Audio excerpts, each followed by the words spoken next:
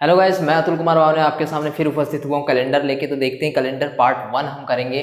तो मैं पार्ट 1 में पहले कैलेंडर में कुछ महत्वपूर्ण क्वेश्चन करने के पहले मैं आपको कुछ बेसिक चीजें बताऊंगा कि कैलेंडर में होता क्या है, वर्ष कैसे होते हैं, लीप वर्ष, साधारण वर्ष, लीप शताब्दी, साधारण शताब्दी वगैरह, ये हम डिस्कस करेंगे पहले। उसके बाद हम क्वेश्चन करेंगे। तो देखते हैं, मैं आपको समझा रहा हूँ, आप इस वीडियो को अंत तक देखें। पहले मैं आपको इंट्रोडक्शन दूंगा उसके बारे में। तो पहले हम बात करेंगे इंट्रो के बारे में। तो थोड़ा सा देख लेते हैं क्या। तो इंट्रो में मैं पहले बात करूंगा साधारण, है ना, साधारण वर्ष की। ये साधारण वर्ष होता क्या है, तो आपको जनरली सा मैं बता दूं कि साधारण वर्ष होता क्या है। तो साधारण वर्ष अगर छोटी सी डेफिनेशन बताता है बताऊं तो ये वह वर्ष जो 4 से पूर्णतया विभक्त हो जाए, है ना। वह वर्ष जो 4 से पूर्णतया विभक्त हो जाए। इतना आपको याद रखना है फ्रेंड्स कि वह वर्ष जो 4 से पूर्णतः विभक्त, 4 से पूर्णतः, देखिए वह वर्ष जो 4 से पूर्णतया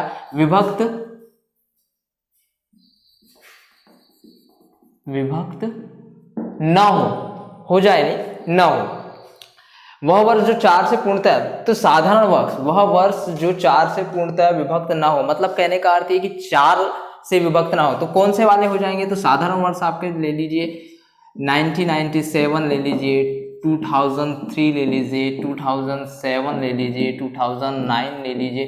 एक्स्ट्रा 1997 के पीछे भी जा सकते हैं और आगे भी जा सकते हैं, है ना। तो ये 4 से पूर्णतः विभक्त नहीं होंगे। आप देख सकते हैं ये 4 से पूर्णतः विभक्त नहीं होंगे, ये साधारण वर्ष कहलाएंगे। सेकेंड बात करेंगे हम लीप वर्ष की, है ना, लीप वर्ष की फ्रेंड्स। सेकेंड हम बात करेंगे लीप वर्ष की। तो ये बात करता है वह वर्ष जो 4 से पूर्णतया विभक्त हो जाए, विभक्त हो जाए, है ना। तो देखिए यहां पे साधारण वर्ष वह वर्ष जो 4 से पूर्णतः विभक्त ना हो, यानी कि मैंने आपको उदाहरण भी दे दिया फ्रेंड्स। ये हो गया आपका उदाहरण कि कौन से वर्ष है। और वह वर्ष जो 4 से पूर्णतः विभक्त हो जाए, लीप वर्ष। ऐसे छोटी छोटी डेफिनेशन आपको याद रखने हैं। तो बात करेंगे हम कैसा, तो 2000 ले लीजिए, उसके आगे 2004 ले लीजिए, 2000 के बाद 4 वर्ष बढ़ा दीजिए, 2008 ले लीजिए, 2012 ले लीजिए। अगर इधर पे जाऊंगा तो इसके आगे तो आप जब बढ़ते जाएंगे और इसके आगे आप बढ़ेंगे तो इधर का ये 1996, है ना। तो ये 4 से क्या हो रहे हैं, पूरी तरीके से विभक्त हो रहे हैं। तो आप देख सकते हैं हो रहे हैं कि नहीं। 4 4 16 और 3 39, 4 9 36, है ना, और 4 9 36 ये हो रहे हैं। तो ये ऐसे होने चाहिए, है ना। तो ये लीप वर्ष कहलाते हैं। ये साधारण वर्ष और लीप वर्ष, है ना। अब मैं थोड़ी सी एक अच्छी बात बता देता हूँ, वर्ष। तो अभी मैं बात वर्ष पे कर रहा हूं, उसके बाद शताब्दी पे करेंगे। तो वर्ष की मैं एक बात बता दूं, वर्ष में 365 दिन होते हैं, मतलब 365 दिन होते हैं, लेकिन वर्ष में 365 दिन होते हैं। और कुल सप्ताह होते हैं, कितने, है ना। वर्ष में 365 दिन होते हैं, कुल सप्ताह होते हैं कितने, 52 सप्ताह। तो ये कौन से वर्ष कहलाएंगे, वर्ष में 365 दिन होते हैं, कुल सप्ताह होते हैं 52 सप्ताह। कुल सप्ताह होते हैं कितने, 52 सप्ताह। और एक अतिरिक्त दिन होता है, एक अतिरिक्त दिन होता है।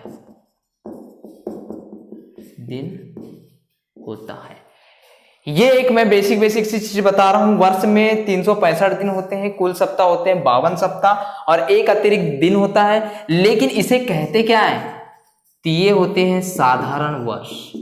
आपको याद रखना है, ये होता है साधारण वर्ष।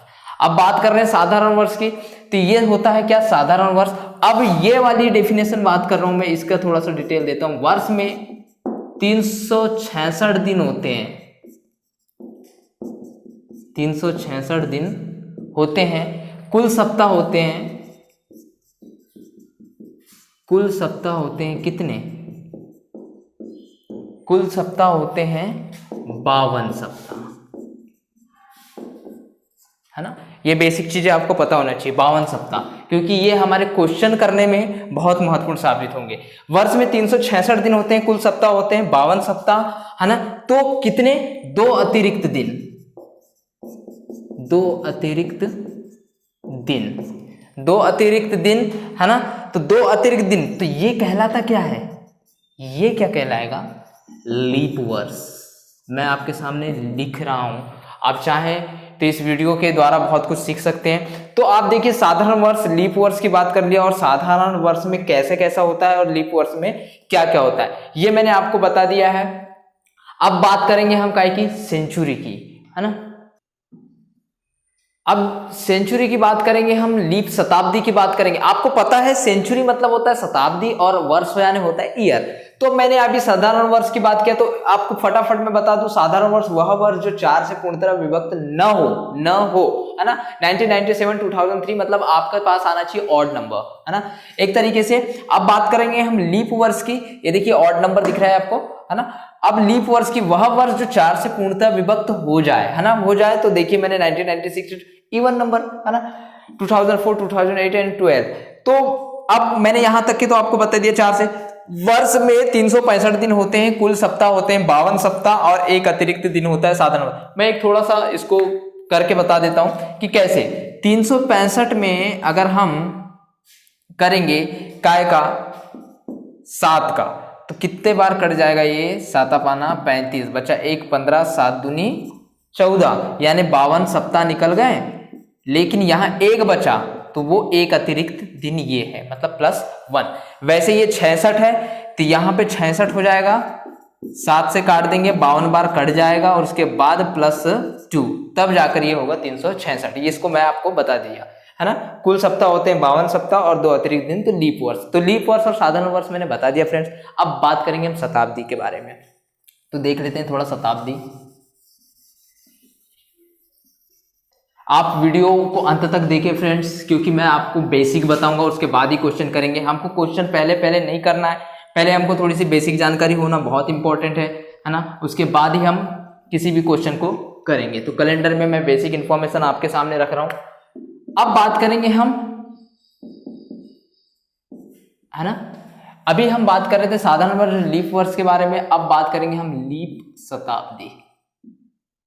पहले बात कर लेते हैं साधारण शताब्दी के बारे में। साधारण शताब्दी, तो ये क्या है साधारण शताब्दी, तो वह शताब्दी फ्रेंड्स आपको पता होना चाहिए कि 100 वर्ष जब पूर्ण हो जाते हैं तो एक शताब्दी, यानी मैं यहां लिख दूंगा अभी, वह शताब्दी जिसमें 400 का पूर्ण भाग ना जाता हो, जिसमें 400 का पूर्ण भाग नहीं जाता हो,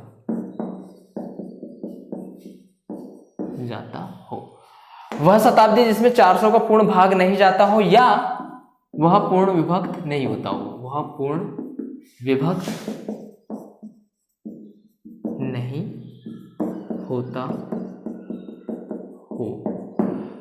आपको थोड़ा सा मैं बता दूं कि शताब्दी तो 100 वर्ष इज इक्वल 1 शताब्दी, ये आपको पता होना चाहिए, है ना।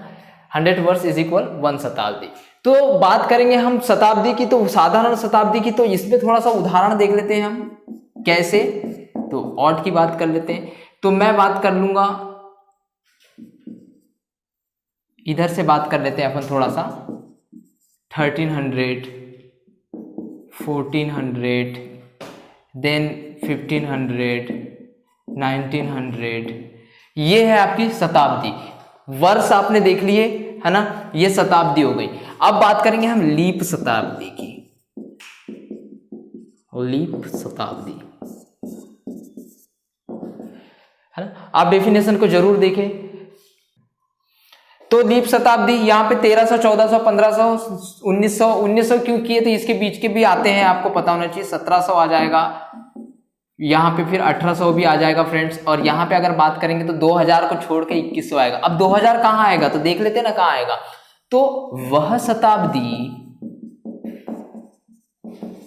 शताब्दी जिसमें 400 का पूर्ण भाग जाता हो या वह पूर्ण विभक्त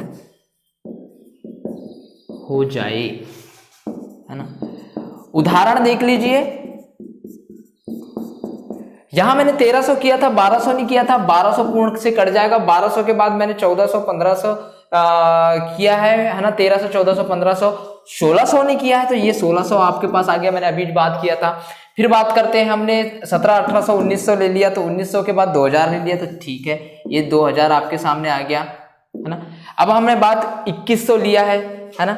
2100 मतलब अब 2000 के बाद सेंचुरी वर्ष, तो 2100 है, तो यहाँ पे 2100 के बाद 2200 2300 उसके बाद 2400, ये आपके लीप वर्ष हो जाएंगे।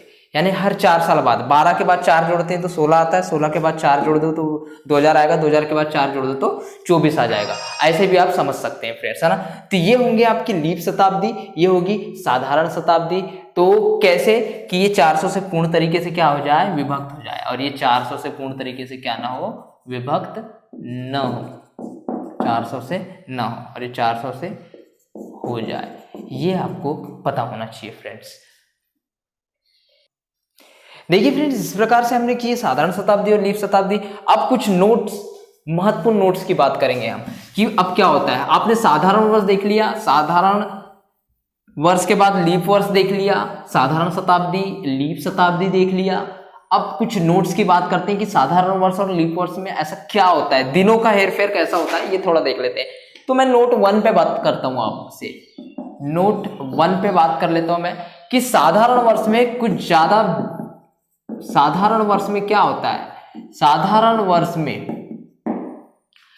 प्रथम दिन जो होता है, प्रथम दिन जो होगा वही, साधारण वर्ष में प्रथम दिन जो होगा वही उस वर्ष का, उस वर्ष के का अंतिम दिन होगा। नोट 1 में बात कर रहा हूं मैं, साधारण वर्ष में प्रथम दिन जो होगा वही उस वर्ष का अंतिम दिन होगा। अब वो कैसे होगा तो देख लेते हैं कैसे होगा। तो उदाहरण के तौर पे मैं रखता हूं फ्रेंड्स, उदाहरण के तौर पे रखता हूं, ज्यादा बड़ी डेफिनेशन नहीं है, आप बुक में भी देखेंगे तो बड़ी बड़ी डेफिनेशन देख के चकराएंगे नहीं। इस वीडियो में मैं शॉर्ट डेफिनेशन बता रहा हूं कि शॉर्ट में नोट आपको इस तरह की आखिर रखना है। साधारण वर्ष में प्रथम दिन जो होगा वही उस वर्ष का अंतिम दिन होगा। फॉर एग्जाम्पल मैं ले लेता हूं जैसे कि 2008 ले लेता हूं, तो 1 जनवरी, ठीक है 2009 ले लेता हूं मैं, 2009 ले लिया मैंने, 1 जनवरी 2009, कोई भी वर्ष, साधारण वर्ष 2008 नहीं है इसलिए 2009 लिया हूं। आप ये ना सोचिए कि 2008 क्यों नहीं लिए, क्योंकि 2008 एक लीप वर्ष में आ जाता है, इसलिए मैंने 2008 नहीं लिया। बाकी 2009 इसलिए लिया क्योंकि ये, या 2013 भी ले सकता हूं, कोई भी साधारण वर्ष ले सकते हो आप लीप वर्ष को छोड़कर। 1 जनवरी 2009 को मान लो अगर शुक्रवार है, शुक्रवार है, 1 जनवरी 2009 को शुक्रवार है, तो 31 दिसंबर 2009 को भी शुक्रवार होगा। ये नोट्स आपको याद रखना है ना। कैलेंडर बनाते समय आपको ये चीज पता होना चाहिए कि 1 जनवरी, देखिए ये आपके कैलेंडर एक चैप्टर तो है, लेकिन आपके भी दिमाग का विस्तार कर रहा है। आपको वर्षों के बारे में, शताब्दी के बारे में अगर जानकारी नहीं है तो इस कैलेंडर से आपको बहुत सारी जानकारी मिल सकती है। इस वीडियो को आप अंत तक जरूर देखें। सेकेंड नोट्स की बात करेंगे हम कि सेकेंड नोट में आपके पास क्या लेके आया हूं। तो देखिए, लीप वर्ष में प्रथम दिन व अंतिम दिन के बीच में एक दिन का अंतर होता है। अर्थात आप अगर पढ़ रहे हैं तो आप अपने हिसाब से डेफिनेशन बना सकते हैं कि बीच में एक दिन का अंतर होता है, अर्थात वहां उस वर्ष में एक दिन बढ़ जाता है। यह हुई आपकी डेफिनेशन कि लीप वर्ष में प्रथम दिन और अंतिम दिन के बीच में एक दिन का अंतर होता है, अर्थात वहां उस वर्ष में एक दिन बढ़ जाता है। तो उदाहरण देख लेते हैं, उदाहरण देख लीजिए आप, उदाहरण देख लीजिए कि कैसे। तो उदाहरण, तो मैं अब बात करता हूं 1 जनवरी 2008, अभी मैंने 2008 बोला था वहां साधारण वर्ष में, तो यहां रख देते हैं अब 2008। 1 जनवरी 2008 को शुक्रवार है, को शुक्रवार है ना। 1 जनवरी 2008 को क्या है, शुक्रवार है। तो बात करेंगे आप 31 दिसंबर 2008 को क्या है, अर्थात वहां उस वर्ष में एक दिन बढ़ जाता है, तो क्या होगा, शनिवार होगा। क्या होगा, शनिवार होगा। तो देखिए फ्रेंड्स, ये था आपका पहला नोट और ये था दूसरा नोट कि साधारण वर्ष में प्रथम दिन जो होगा वही उस वर्ष का अंतिम दिन होगा। तो 1 जनवरी 2009 को शुक्रवार है, तो 31 दिसंबर 2009 को क्या होगा, शुक्रवार होगा, ये साधारण वर्ष में। अब लीप वर्ष में प्रथम दिन और अंतिम दिन के बीच में एक दिन का अंतर होता है, तो अर्थात वह उस वर्ष में एक दिन बढ़ जाता है। कैसे, 1 जनवरी 2008 में शुक्रवार है, तो 31 दिसंबर 2008 में शनिवार होगा। तो तीसरा नोट्स हम देखेंगे फ्रेंड्स, है ना। देखिए फ्रेंड्स, अब मैंने आपको नोट 1 नोट 2 बताया है, तो अब देख लेते हैं इसको नोट 3 क्या होगा, है ना। वीडियो पे बने रहें, है ना। आपको मैं हर एक बेसिक चीज बताऊंगा क्वेश्चन करने के पहले पार्ट 1 में, है ना, क्योंकि हमको पार्ट 2 में आसानी जाए। तो नोट 3 की बात कर लेते हैं।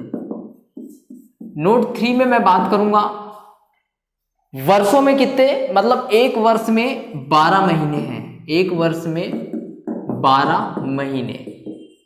कौन से महीने कितने दिन के होते हैं, तो मैं रख देता हूं यहां जनवरी, फरवरी, मार्च, अप्रैल, मई, जून, जुलाई, अगस्त, सितंबर,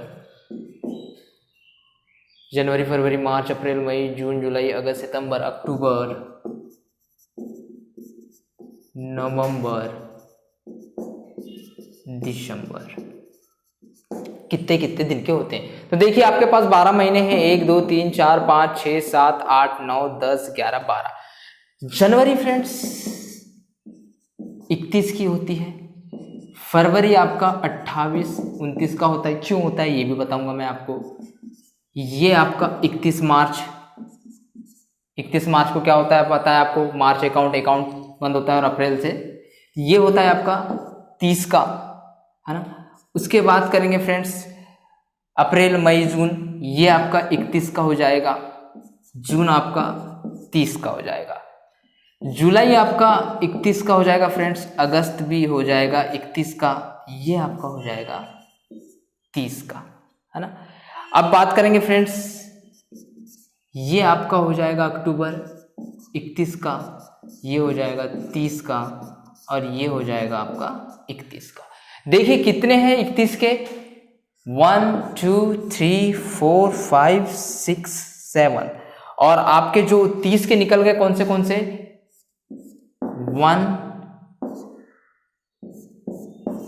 2 3 4, 4 आपके 31 के निकल गए, और बाकी जितने हैं 7 30 के, 7 और 4 11। अब बात करेंगे 1, ये फरवरी 28 या 29 का होता है। तो ये 28 और 29 का वर्ष क्यों होता है, क्योंकि एक लीप वर्ष आता है जहां पर क्या हो जाता है, लीप वर्ष में एक दिन बढ़ जाता है, लीप वर्ष में एक दिन बढ़ जाता है, तब वहां आपकी जो तारीख है तारीख है, तब वहां जो आपकी तारीख है वो 29 हो जाती है, साधारण वर्ष में 28 ही रहती है। ये आपको ज्ञात होना चाहिए फ्रेंड्स, है ना। देखिए फ्रेंड्स, मैंने आपको ये डिस्क्राइब तो कर दिया है, यहां थोड़ा सा मैं शॉर्ट में लिख देता हूं। 31 के महीने बराबर कितने होंगे? 31 के महीने तो 7, है ना। 30 के महीने कितने होंगे आपके? 30 के महीने, 30 के महीने आपके हो जाएंगे 4, और 28 या 29 का महीना और महीने में पता है अंतर? महीना मतलब 1, और महीने बोले तो समूह में आ जाएगा, तो 1। टोटल कितने हो गए आपके? 12। अब जो 28-29 का महीना, तो आपको पता है कि जो 29 का जो महीना है फ्रेंड्स, वो लीप वर्ष में 4 साल में एक बार आता है। 4 साल में मतलब उसको हम लीप वर्ष कहते हैं, यानी कि 2008 में आया। यानी अभी क्या चल रहा है? 2020। क्या चल रहा है? 2020। तो आपका 2020 में 29 फरवरी आया है, यानी आपका, मैं आपको बता दूं तो ये क्या है? लीप वर्ष, जो 4 महीने में आया है। 4 से पूर्ण तरीके से ये क्या हो जाएगा? विभाजित हो जाएगा, है ना। तो 2020 आपका आया है। अगर मैं आपको थोड़ा सा यहां समझा दूं, 4 से 2020 हो गया, ये 2000 का है, तो ये सेंचुरी भी आपकी 2000 की चल रही है सेंचुरी। 400 से पूर्णतः क्या हो जाती है? विभक्त हो जाती है। आपको मैंने ये समझा दिया कि 4 साल बाद 29 फरवरी आती है, जिसका बर्थडे होता है वो 4 साल में एक बार मनाता है फ्रेंड्स। देखिए फ्रेंड्स, आपको मैंने ये सब कुछ तो समझा दिया है, लेकिन मैं आपको बात बता दूं कि आपको पता है कि 52 सप्ताह तो होते हैं। थोड़ा सा मैं अब इसको मिटा के थोड़ा सा मैं बता देता हूं कि एक वर्ष में फ्रेंड्स, एक वर्ष में 365 दिन अर्थात 52 सप्ताह प्लस 1 अतिरिक्त दिन, है ना। तो यहां पर 365 दिन में फ्रेंड्स कितने होते हैं? आपको एग्जाम्स में पूछे जाते हैं कि आपके पास घंटे कितने होते हैं, हावर्स। तो 365 दिन में कितने दिन होते हैं? 8000। कितने घंटे होते हैं? 8760। तो लीप वर्ष में बात करेंगे अब। एक लीप वर्ष, ये साधारण वर्ष था, अब एक लीप वर्ष में कितने होते हैं?